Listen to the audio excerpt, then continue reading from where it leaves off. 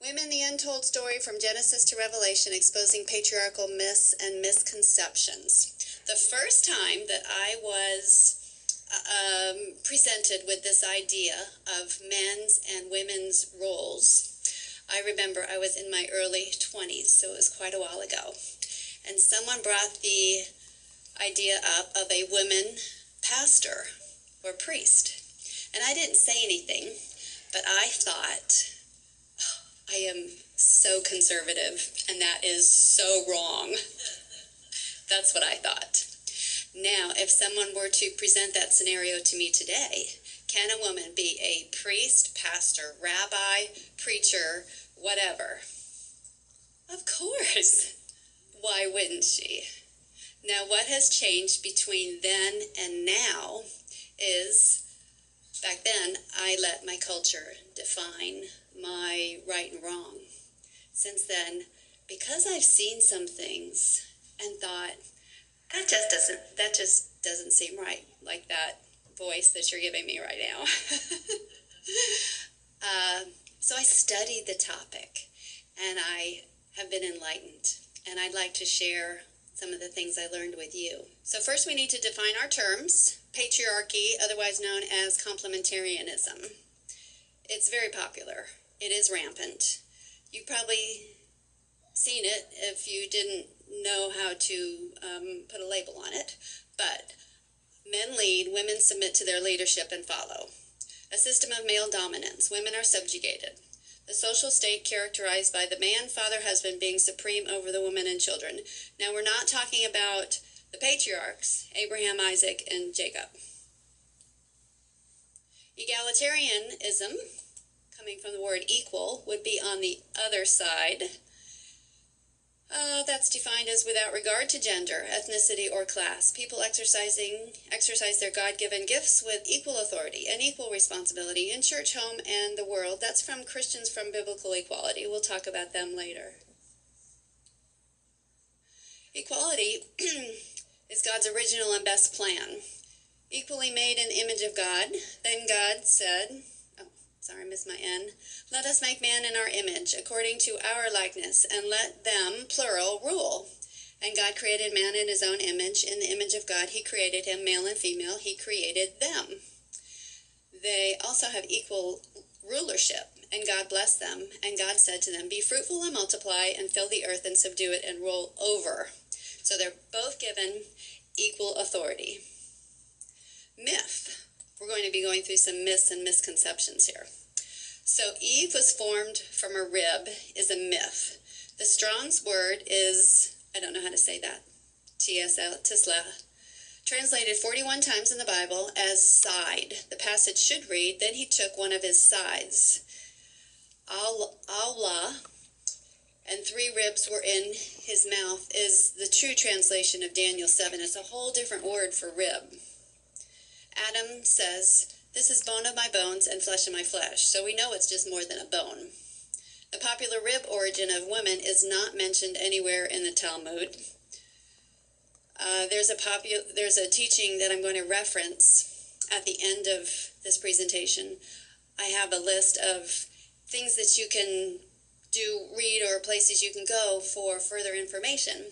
And one of the teachings is from a man who went to a seminary class, and he learned that Eve was formed not from a rib but from the side. So he went to his instructor and said, so why aren't we teaching it like this? And they just said, it's just so rampant. This is what people believe. So I'm not just going to come against it. We'll just go with the flow.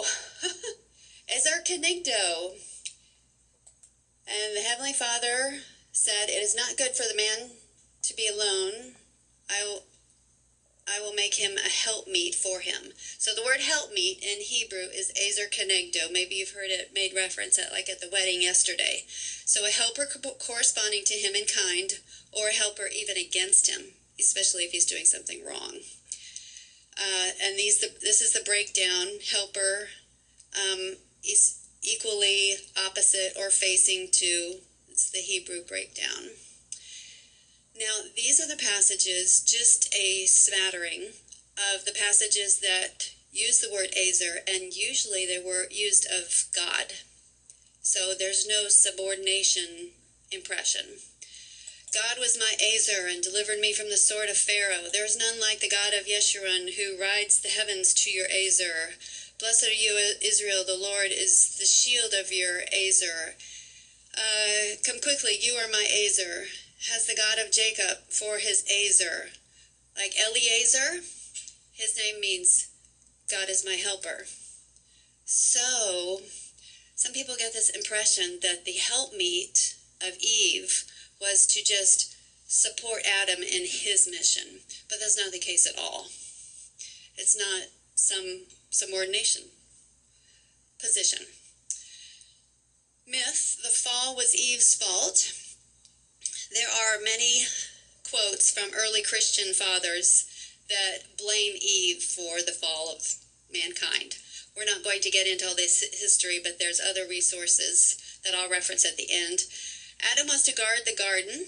Guard it from what or who? I would think Satan would be a pretty good one to guard it from. Satan enters the garden and has a discussion with Eve about the morality and mortality involved in eating the fruit. She's tricked and deceived by the crafty serpent, and Adam has nothing to say. His sin was rebellion, and she was deceived. Just as through one man, sin entered into the world. For since by a man came death, by a man also came the resurrection of the dead. So Eve wasn't inculcated in that fall, in these two verses in the Brit Hadashah. This is some things that I'd like to take note of. The serpent and the ground are cursed, not Adam and Eve. The prophecy of a specific enmity between Satan and the woman is included. Your desire or craving shall be for your husband, and he shall rule over you. This is part of the curse. It's not a commandment for the man to rule over her. So when he is ruling over her, he's bringing the curse into the relationship. So perhaps this is a reference to patriarchy.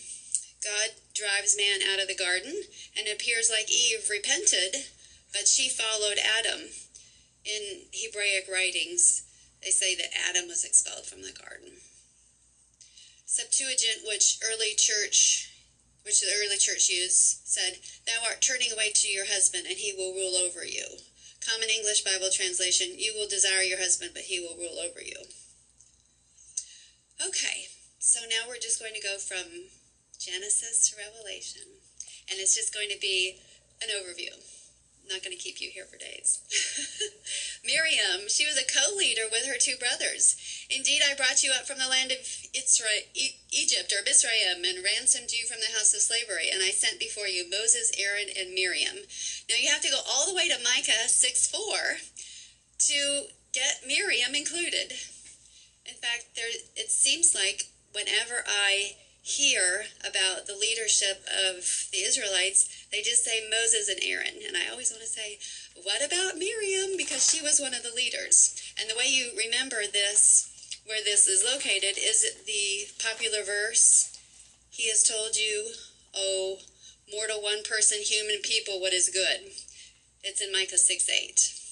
So as I've noticed and wondered, why is it he has told you, "O man"? Because these other attributes are for everybody. It turns out it never should have been man. The true translation, it should be mortal one, person, human, or people. And we'll see quite a few translations, issues, where the translators had a bias. They really did.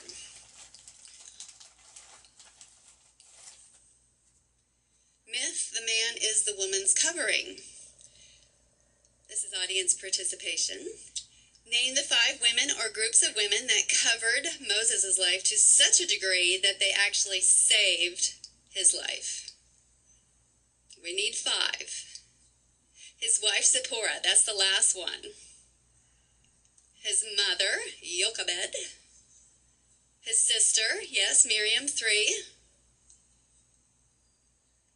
Yes, Pharaoh's daughter. One more. You all are doing great. And the midwives. The midwives who, lied to Pharaoh. and protected life, valued life. So the truth is, we help each other. We cover each other. We really do. It goes both directions. Deborah, prophet and judge. Then the Lord raised up judges who delivered them from the hands of those who plundered them. The sons of Israel came up to her for judgment, and the Israelites were severely oppressed for 20 years by the cruel Canaanites